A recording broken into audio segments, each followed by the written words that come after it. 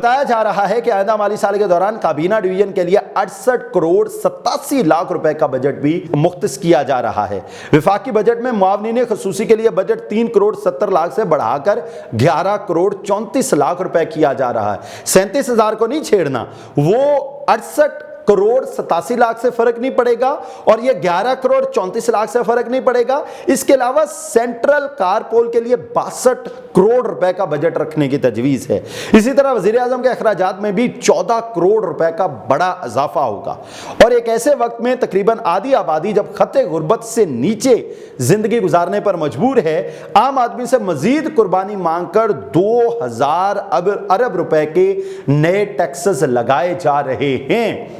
एक तरफ आप चेक कर लीजिए, 62 अरब, 87 अरब, 34 अरब, 11 करोड़, ये कोई चीजें नहीं है और मतलब करोड़ों में कोई चीज नहीं है। यहां क्या है, यहां आम आदमी पर 2000 अरब के मजीद टैक्स लगाए जा रहे हैं। वजीर आजम हाउस के अखराजात में कमी की बजाय मजीद इजाफा कर दिया गया। अब यह रकम तकरीबन 86 करोड़ रुपए हो गई है।